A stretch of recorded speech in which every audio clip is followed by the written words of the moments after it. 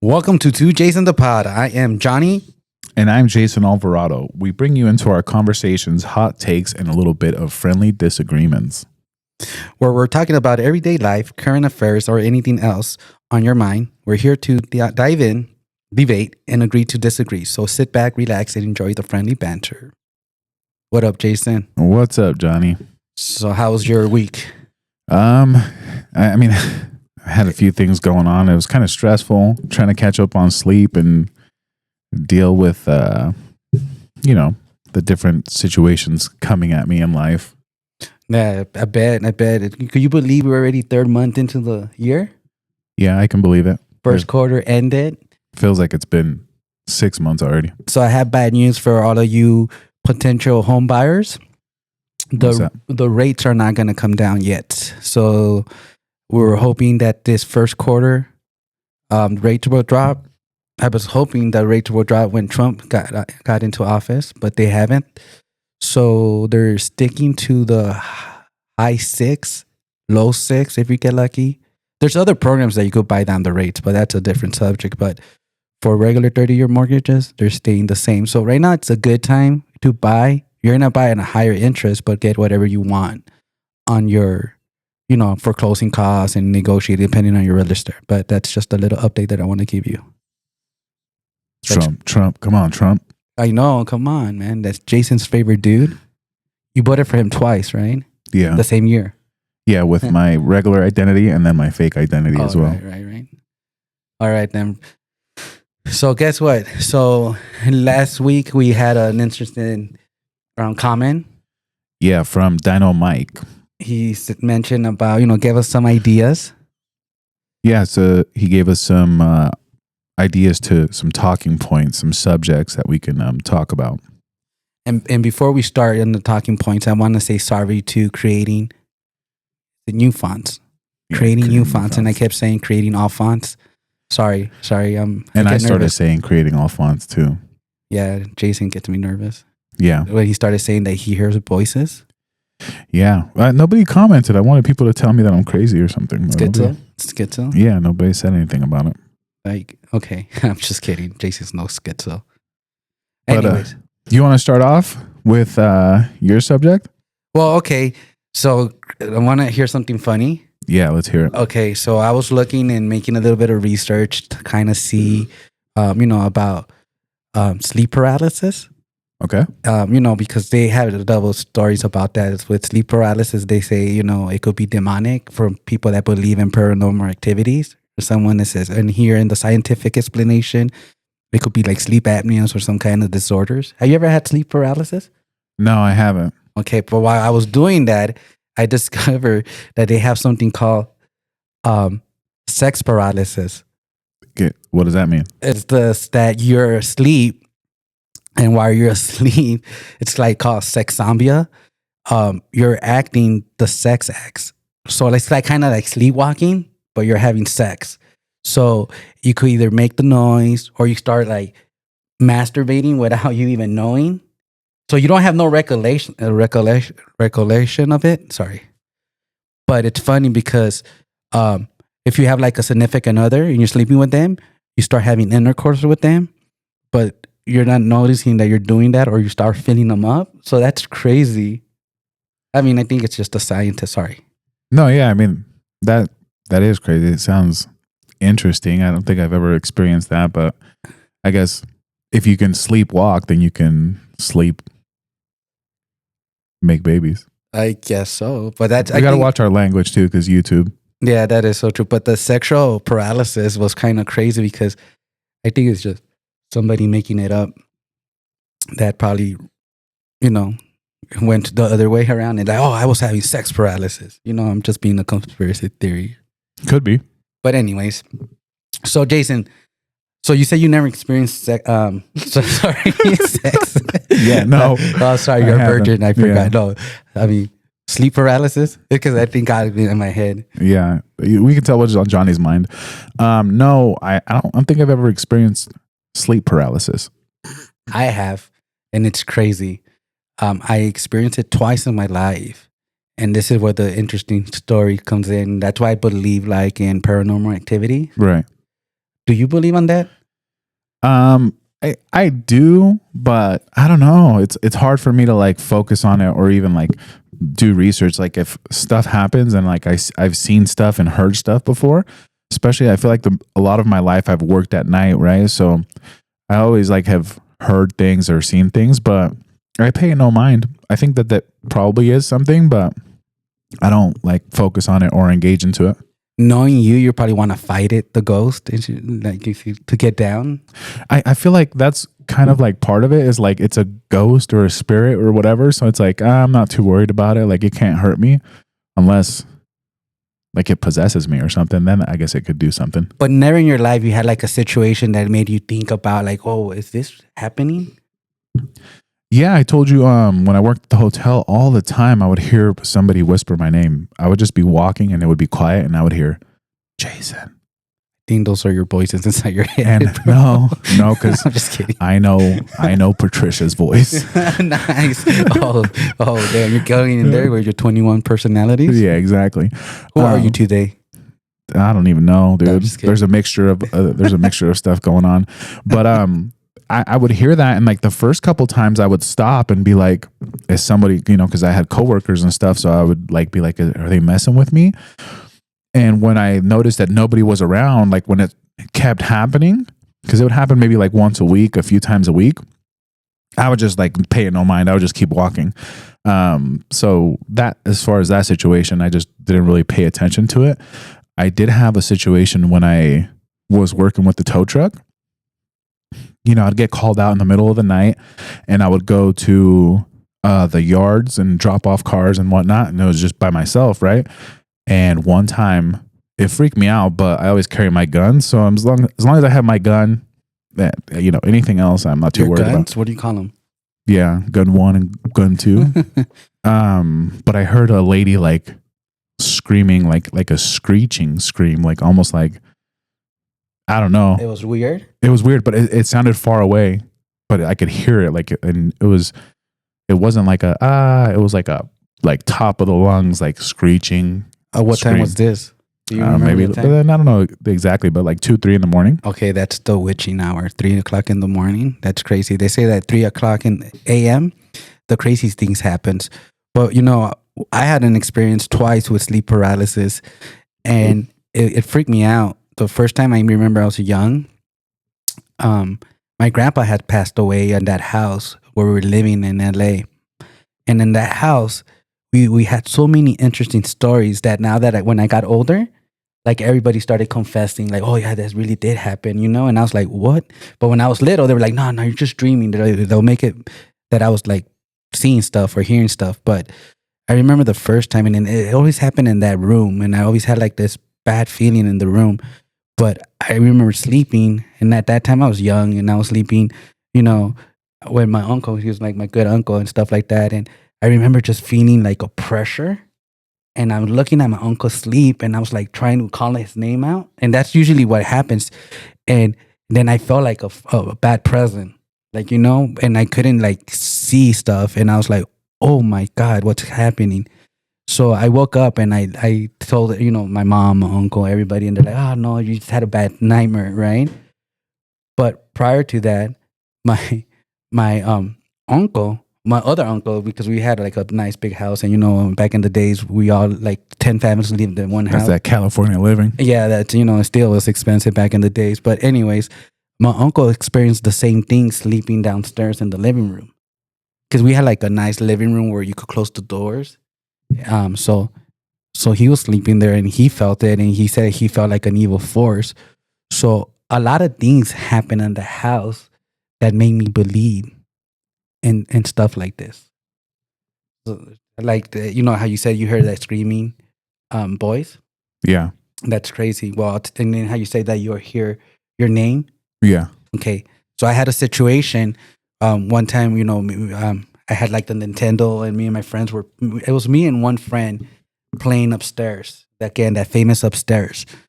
And we were playing and everybody had left, so it was just me and him at the house. So suddenly we hear my name, and we're like, "What?" I go, "But nobody's here." And I thought I was hearing stuff, right? And I go, "Did you hear it?"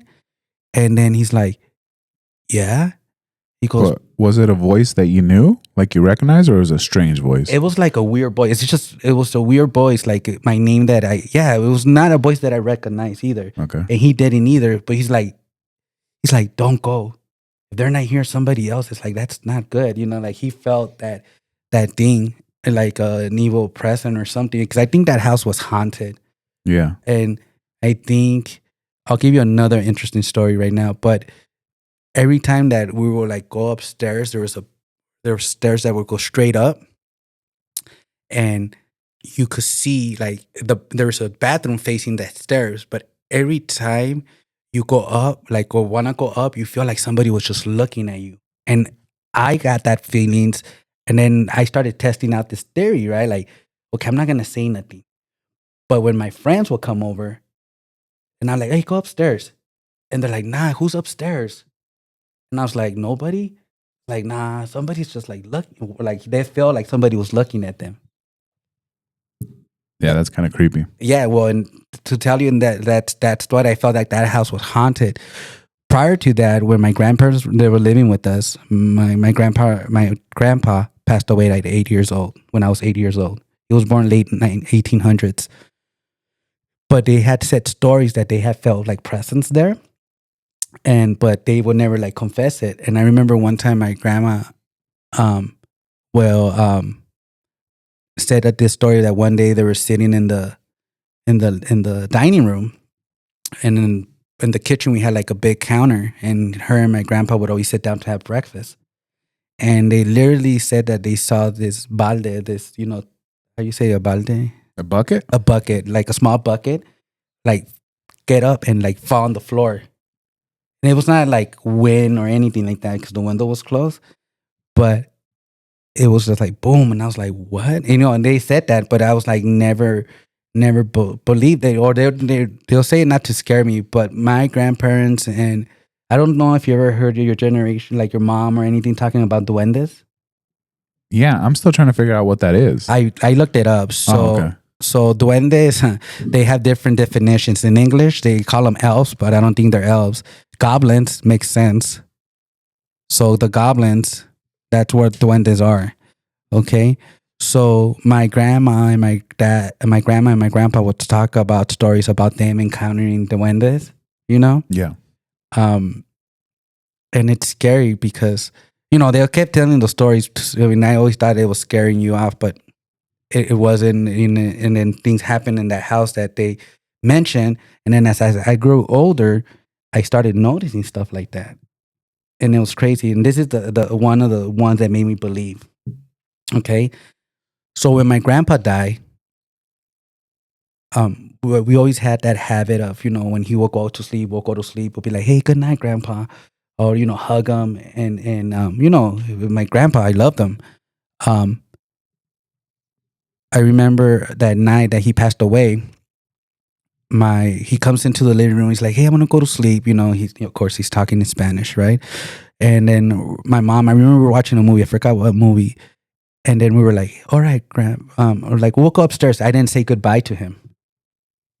And then I remember all chaos broken, like he was passing away. So they came and grabbed me and took me to the neighbor's house. So I didn't know what was going on, but I remember the whole chaos, So I was like sad. And then when I found out that my grandpa died, I was super sad. So, and like, I was like, I never said goodnight to him. And, it kept to me. So one day I was sleeping in that room where he passed away. I was little. I was like, dang, they put you in that room? Well, we slept in that room. So remember, okay. it's a three bedroom, 2-story house. So it's a crazy house. It had a eucalyptus tree right in front of it. So they said that eucalyptus trees bring bad spirits. But anyways, so I didn't know any of this. Yeah, well, it's just because I lived it through a lot, and my grandparents lived it through a lot, and people, in that neighborhood, especially in Hispanic neighborhood, they talk about that. It's like folk stories, and they talk about their experiences and stuff like that. Right. So when my grandpa passed away, I remember sleeping in there a couple of weeks. It was my grandma, my mom, and myself sleeping there. And I remember him calling out my name. And while you were asleep? yes, so Okay. like waking me up. But when I remember hearing his name, and I'm like, I woke up because I'm like, Grandpa, But when I look, I see like a white floating thing. And and this is what confirmed that it was kind of like, for my experience, it felt truthful, right? Because I was young. I was probably like 8 years old, but I could relive it all the time. And I didn't get like a scared, but I just like remember calling my name, seeing like a white thing. But I remember I was trying to like look up and see the face, and I felt a force, but I felt like a relief, like not like then like not super scared. But then when I realized it, I remember hugging my mom and going to sleep, and I felt that my grandpa like came to say goodbye to me. Okay. And so the white thing that was floating, it was just like a white sheet, like Casper? Or what? No, it was just like it's like a fog. It was weird, but I relived it. But where it comes to the paranormal activity and the scary part is after that happened, Yeah. more things started happening. Okay. Like when I told you about walking up the stairs, even the adults felt it. Do you think it was your grandpa? No. I think my grandpa was there to protect us because he was not a bad person. But I'll give you an interesting story. And this is the same room that I had the sleep paralysis. I'm not sleeping there no more. I'm sleeping in the other room, at the master bedroom where my grandpa was sleeping, everything like that.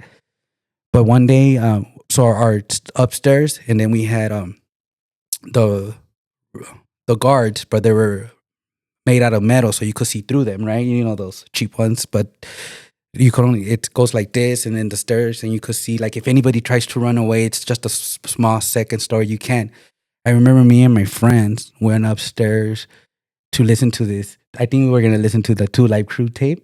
Okay. Remember that when it was, Yeah. well, back in my days, it was a big conspiracy. Like, I mean, it was like banned, and it was like, so I got ahead. I got it because my parents didn't know what it was saying. Yeah. But we're about to listen, and we're in that room where the sleep paralysis happened. And I remember we locked the door because we didn't want, like, my mom, like, if she was going to have a hissy fit or anything, we're going to listen to the music. And then the door pops open. Boom. The wind pushes it this way because the window's there. So we had the door locked. I mean, we made sure that it was locked. So the door pushes it. So I'm like thinking it's one of my cousins or somebody messing around with us, but nobody was there. Like, so and then we could see, like, if anybody's running down the stairs. So you think the spirit was upset that you were listening to 2 Live Crew? No, I don't know. I mean, I remember it was just funny, but and then I ended at this. So you could believe. So in that same room, we had a cousin staying with us. He was an older cousin, and when I got older, and he was staying with us, and he said that we all left. He was laying in that room, and he saw like a figure or like somebody walking by the room towards the master bedroom, because the room was here, the master bedroom's right here. Walking like the master, and like he said that he had like a brown suit. My grandpa had a brown suit, but he thought it was my grandpa, but we were like, no. But that he saw somebody passing, and he's like, what? Nobody's home. But when he like tried to look up, he felt that something hit him in the head, and like pushed him back, and he freaked out. So I mean, yeah, he freaked out, and then he left like a couple of days. But he was like saying that he was hearing all things, and it was like that was like one of the other things too. I mean, there's so many stories I could go on and on, but I know we're pressed for time. I could tell you the last one that made me believe. Sorry, babies. Yeah, I little, do know babies. No, yeah, but they're innocent, Right. so they don't make up stuff. Yeah. Okay, so we had a toddler that was walking around, and she was like she was cute, and she was like always messing around and stuff like that. She ends up wandering upstairs to the master bedroom, and then she starts freaking out, like screaming, like screaming. And so everybody's running, and they're thinking that it's me, like scaring her. And she's like pointing at the closet and saying, something came out and told me, cállate. and then jumped out the window. But you can't jump out the window because then you'll fall into the driveway. And she kept like getting scared, and she was like not ever wanting to go. And that made me believe it because she's just a little innocent girl. Yeah, that sounds creepy. Yeah, and then everybody thought it was me, but I was in the living room playing Nintendo with my friends, and they found her upstairs like freaking out, crying in the room, and that's like all these stories like made me believe on that. Yeah, you do have a lot of stories. I think all that stuff is interesting, and I get what you're saying about kids being innocent, and I'm sure like it would be difficult for a kid to make that up, right? Like if something told her to be quiet and then jumped out the window. So like I believe that kind of stuff happens, but I don't know. Who knows? Who knows like what that thing is? Like that's my interest, is like, what is it? Well, I guess, like we believe in good, so there's probably evil. We believe, some people, if they're religious, they believe in the afterlife. You go to heaven, you meet your family. So I think, like I always say, for every action, there's a reaction. So there has to be a balance. Some contrast. Yeah, you see? So, I'm a true believer in that, but I felt like I had a sixth sense. So after that, I started getting adjusted to it, and I didn't really fear it, but I could feel it, sorry, I go again when but you don't know, but sorry, I said it again. Anyways, I think if you have stories or something that our listeners want to comment and share, like if they've had any, paranormal activity, I think it'd be cool we could read them on the podcast, any like stories or situations that, like Johnny said, have happened. Yeah, and that all happened in that house, and and then it's crazy. And they say sometimes they follow you. So I felt that sometime it did for a minute, and then you brought it to Utah. Nah, like I said, I got so used to it that it doesn't bother me no more. But I do believe when people tell me their stories, like you said that you worked at night. Yeah. Anyways, let's just move on to the subject. This is very good. It's gonna get me. I have a story of adult things that happen here at the work where they're working at. So what's your subject about, Jay? Yeah. Back to Dino Mike's comment. One of the things that he posted was business startups, and I just wanted to like share my experience with starting my business and kind of like the story behind it. So. For me, I've had the business now 8 years. Your shop? Well, not the physical store. I bought the business way before. That's right. And for me, I was just looking for something to kind of make some extra money on. And I found the business for sale, right? All Sports Mouth Guards. The dude lived in St. George, which is 4 hours away? Yeah, I remember that. So I took a drive down, like I started talking to him and took a drive down there and seen the inventory and the machine and everything that he had.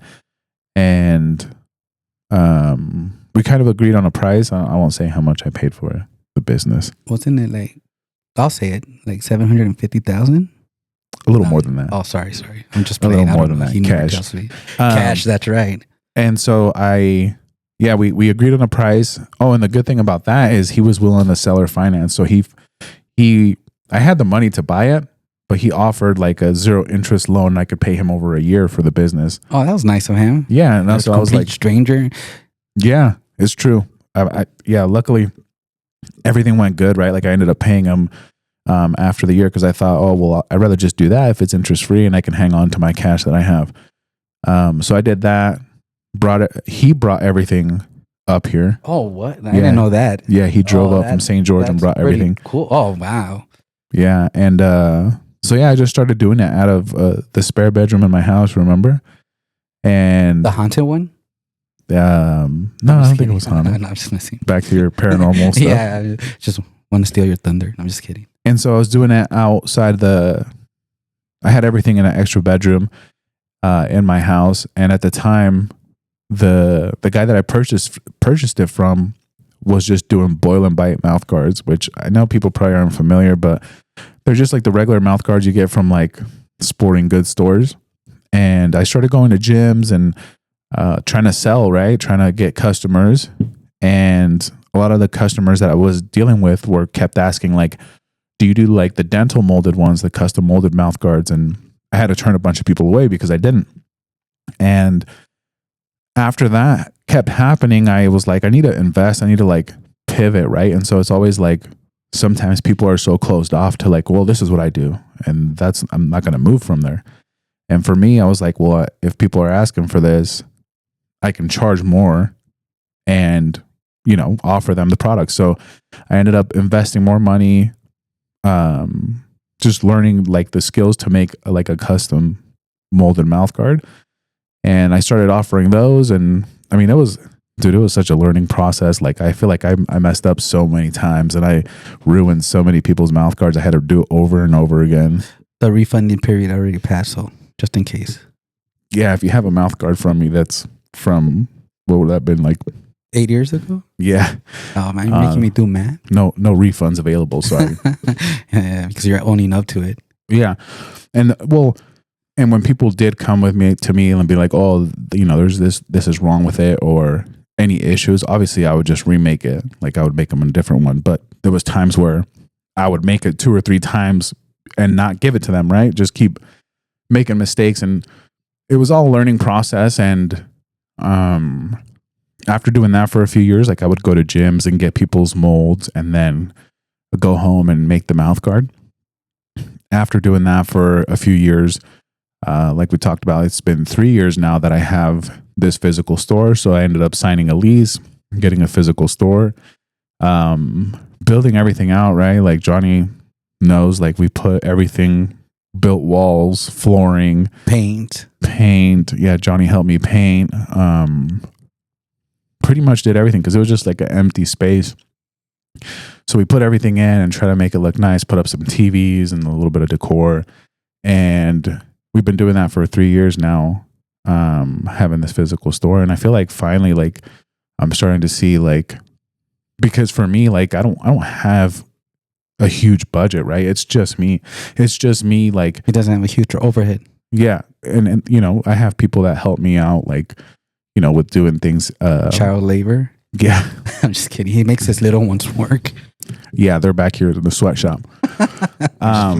But I don't have this huge budget to like advertise and to do all these things. So it's, I always try to run it pretty slim as far as my overhead. And so, that's been like the biggest challenge, is trying to do everything myself. Right. Because I have a question for you. How did you get the capital for to opening up your stores? For this physical store? Yeah, like the capital to invest on the store and everything like that. I think that was from the refinance that we did, right? Right, because you did it the right way, right? You built equity. Yeah. Yeah, I had a house and we refinanced and got some money because, I mean, the store did cost a lot to build out. I'm proud of you, man. You did it the right way. You did it at the right time, too. When the interest rates was so low, you got like a 2.98%, I remember. Yeah. It was a really good time to do it, like Johnny said, and got the funds to be able to fund this move. And so that's why I talk about like preparing yourself for these opportunities, right? And taking calculated risks. And I mean, I've made a lot of mistakes with the business too, as far as like the decisions, or maybe like some of the things that I invested in and all that stuff. So it's not like it's perfect. Or even now, like I said, I feel like the customers are growing and a lot of people are speaking to, other people talking about it, right? A lot of it is word of mouth that my customers hear about us. So that's been helping a lot and getting busy, which is a good thing to have, a good issue to have. You have some Utah fighters that get mouth guards from here, right? Yeah, I have a lot, like the majority. Nice. Yeah, because he gets down. I'm still waiting for mine, but no, I got one when he barely started, and it's a beautiful thing. It's not because he's my friend, but I thought it was like interesting. I didn't really see until he started working, and I said, okay, it makes a good point. So, and I'm happy for you because you already did over the hump with your business. Right. Usually, especially when you open a store, they say that the first 2 years are the hardest. And you're already year 3 or year 4 already? Year 3. Yeah, you're going to year 4, right? Right. And so that's awesome. So congrats to you. My hat's off to you because, like I said, you did it the smart way. You knew where to get the capital from. Yeah. You jumped in the right time. I remember helping you that process. So right. I was so happy to see the doors that it was opening for you. Yeah. And yeah, Johnny's been along for the ride. He's the one that helped me fund it. So if you need help with that, contact Johnny. I have deep pockets. Porque tienen huecos. Yeah. And even now, like I talk about like pivoting and trying to figure stuff out, right? And trying to better yourself. I started doing the dental molded mouth guards, which helped me build like a customer base of like professional fighters here locally. We also ship all over the US. So, but the majority of our customers are here. And what's the name of the shop again? All Sports Mouth Guards. You can go to allsportsmg.com too. Nice. But yeah, so, facing these challenges, and I felt like for a while I was kind of like blocked off to like just selling to athletes, right? Because I mean, who else needs a mouth guard other than athletes? And so I started thinking like, what else could I offer and open up like my consumer, right? Like my target audience, open that up so I can get more people, not just athletes. And so that's why, like, I think like 6 months or a year into having the store, I started offering night guards for people that grind their teeth at night, right? Whitening trays for people that want to whiten their teeth, and clear retainers for people that had braces and don't want their teeth to move. So we offer those items as well with our custom mouth guards, and it's also opened up, my market for just regular people that need dental molded products. Yeah, and you surprise me every time you come up with stuff, like with ideas. And then it's funny because every time you go somewhere and you negotiate, what I always call you to make it funny. You call me Debo? Yeah, the Salvadorian Debo. Because I always feel like, how do you convince people? Like when you came with that Camaro, yeah, I was like, wait, you just went to look at it and you already got it? Like, do you intimidate the people? Because Jason, he measures like 7 feet. So 7'2". Oh, sorry. Let me get it right. So I think he just goes in there and says, "Hi, this is my car." Yeah, they call me the Salvadorian Shag. And that's right. But anyways, like I'm like, you're so good in negotiating. I feel like you're either that or, I mean, I never been faced next to you, but maybe you're intimidating them and that's your strategy. Anybody that did business with Jason, please let me know. No, I'm just kidding. No, I just know, like, for me, if I really want something, that's what I tell people, right? Like, let's say you're talking to whoever off of some classifieds, right? And you could tell them, oh, I'll give you X amount. You give them an offer and they're like, oh no, don't do that. If you really want something and you have the money and you're like serious about buying it, I tell everybody, go look at it. Once you get there and they see you're serious, and obviously you're serious too because you're there and you have the cash. For an example, the motorcycle, right? Oh, I was going to think you read my mind. We're in sync. Yeah, I don't want to like talk about what I paid for it specifically, like the price. No, but say how it was just a couple hour not even a couple hours. It's just a fast transaction. Yeah. Well, we could talk about how we got to this point, right? Yeah. That's a good point.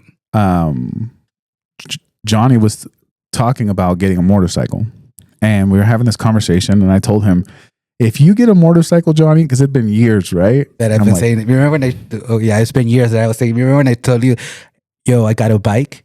Yeah. And what I do? What was it? I sent you a picture. You were at the dealership? No. Oh, no, the first time. Pedal bike. And you're like, oh, finally. And then I sent you, it was a pedal bike. You were like, fuck it. Like a bicycle. Yeah, that's funny. Anyways, so yeah, I had to like talk and open my mouth and told Johnny, if you get a motorcycle, I'll get a motorcycle, right? Because at the time, I've had motorcycles and I ended up selling it after I broke my ankle because I was like, I'm not trying to risk breaking any more bones, right? A little bit too risky. And Johnny's like, oh, I'm going to go to the dealership and look at a motorcycle. And I told him, if you buy a motorcycle, I'll buy a motorcycle. And he said it next to a witness. So so he couldn't like back out of it.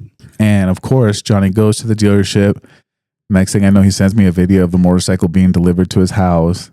And yeah, he told me, well, I got the motorcycle. Now you got to keep your word. That same day that they delivered my bike, he came over to look at it because he thought I was probably faking it. in the first, I was impressed, bro. That showed me that you have honor. Yeah. So we're at Johnny's house. We're looking at his motorcycle. I'm on the classifieds looking at motorcycles because I'm like, well, I got to get something now. Because the other friend was there. Ronnie was there. Right, kind of right with it. Yeah. So then Ronnie and Johnny have motorcycles and I'm the odd man out. And I'm like, I can't have that. So I message a few people, and what was it, a Saturday or Sunday morning? It was Saturday. So one of the guys that replies to me, I'm like, oh, where do you live? And it happens to live like 10 or 15 minutes away from Johnny's house, which is where we were at the time. So I told him, I'm like, are you home? Because I can come look at it right now. And he's like, yeah, you can come by. So I drive over there. I look at the motorcycle, and I mean, everything was good, right? Like it was clean. Everything was spot nice. on. It's nice though. Yeah. I beat on it so bad. Huh? Yeah. What's the name of your bike? Oh, Big Booty Judy. That's right. She has a fat ass. Yeah, she's thick in the rear end. And so I talked to the guy, and he's like, oh, I want this much, whatever.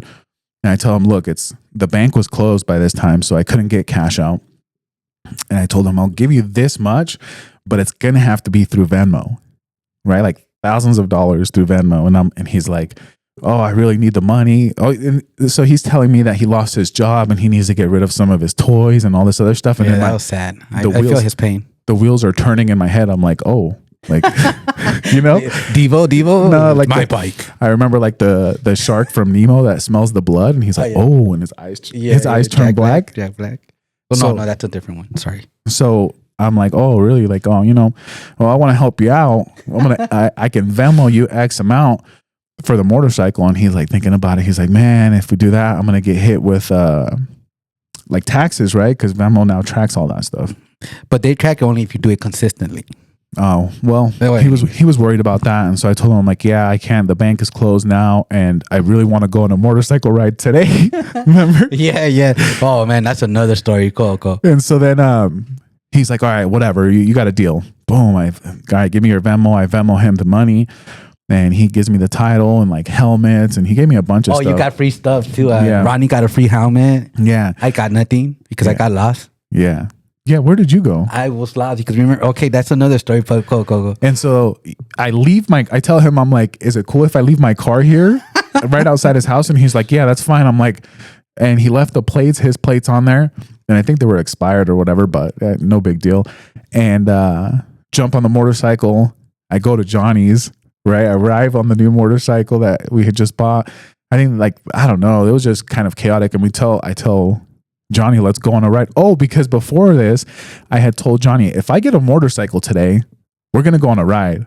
Right. And it's been a while. That's the interesting story, because it's been a while that I had drove a motorcycle. Remember? So I was like, no, I'm kind of nervous, but plus I didn't even have a helmet.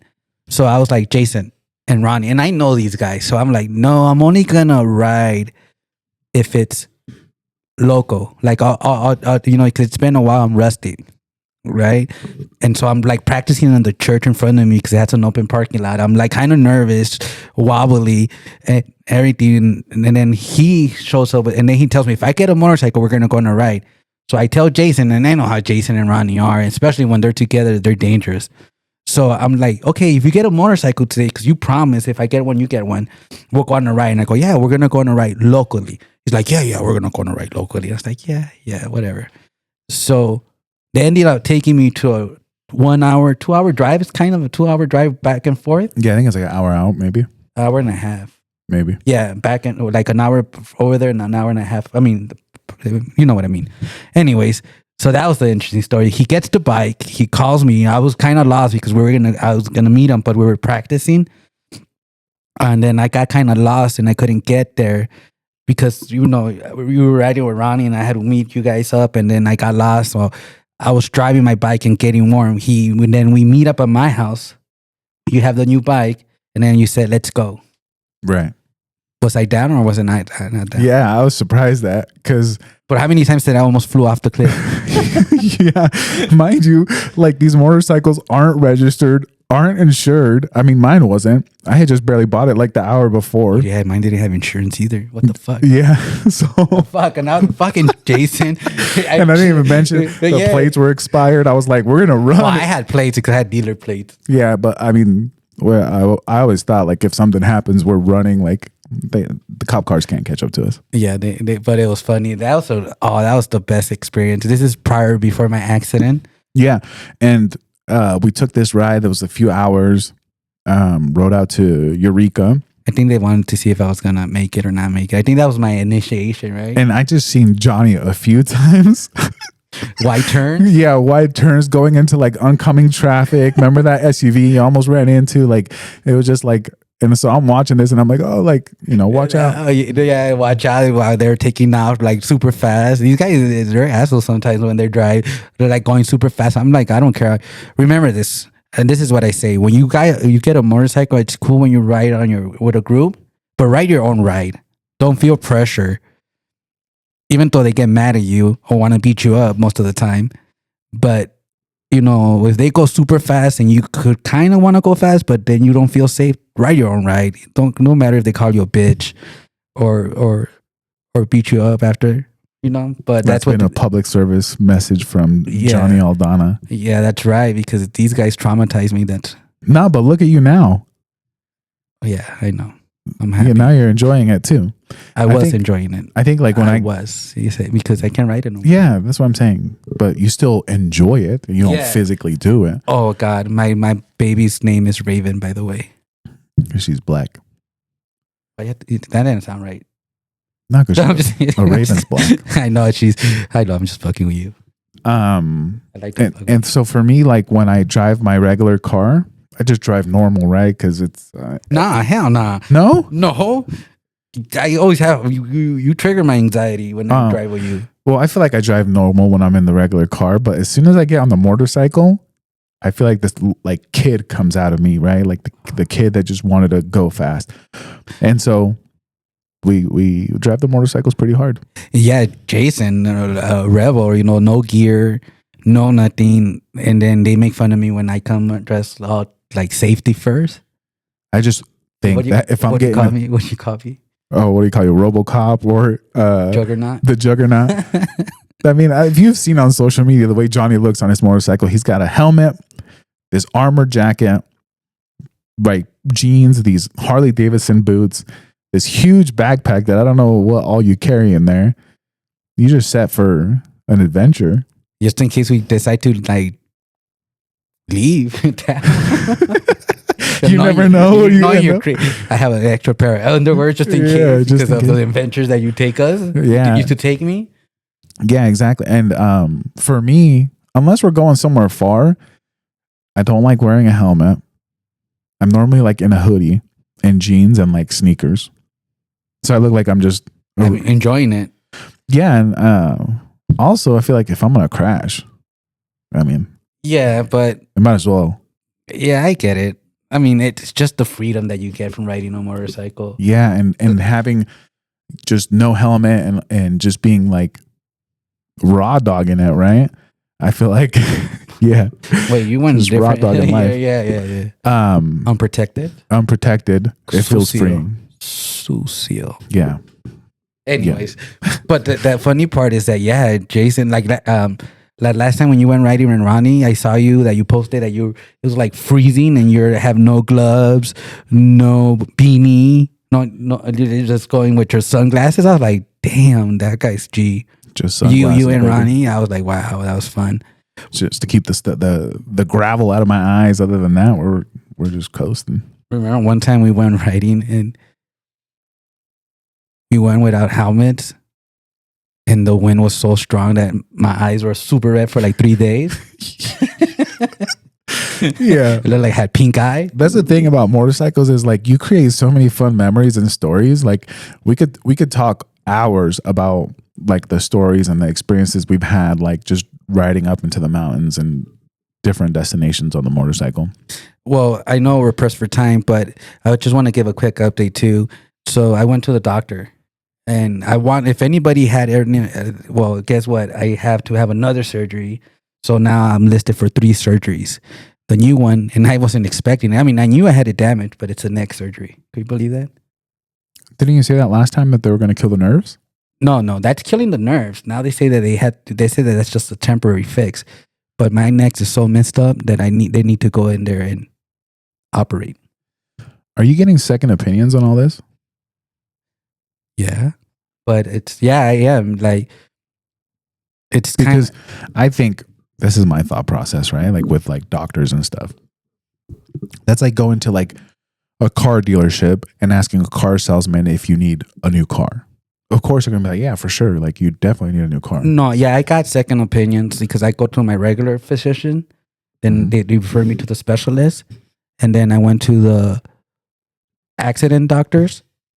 So there's accident doctors? Yeah, well, the ones that are involved with they know about accidents and stuff like that. Like your insurance or what? Yeah. So I went to 3 different doctors. So I went to 2, I'm going to 2 pain management doctors, spine and pain management doctors.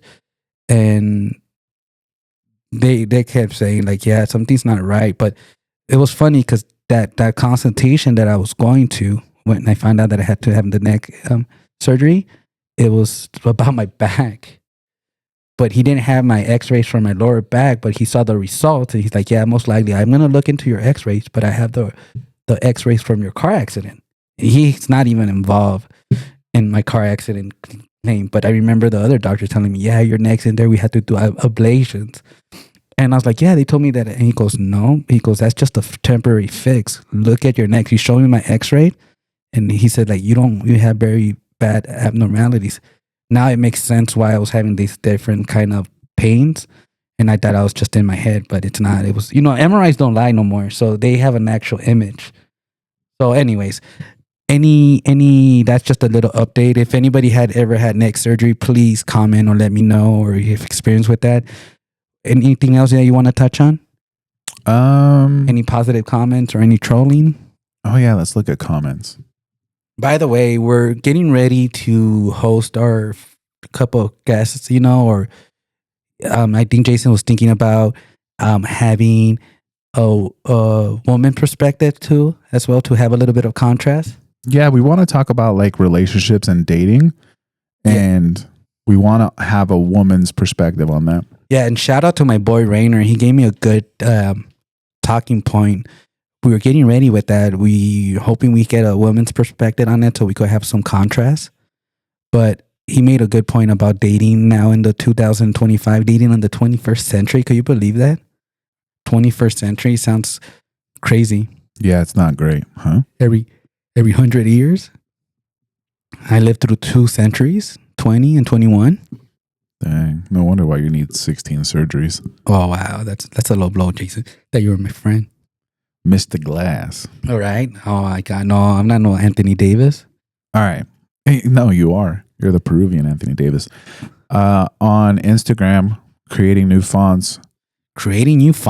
Yeah, posted, yo, love the new setup. It's very important to keep positivity in your life, not only in your circle, but in the words that come out of your mouth. I often beat myself up and talk down on myself, and lately I've been trying to change that. It does make a difference.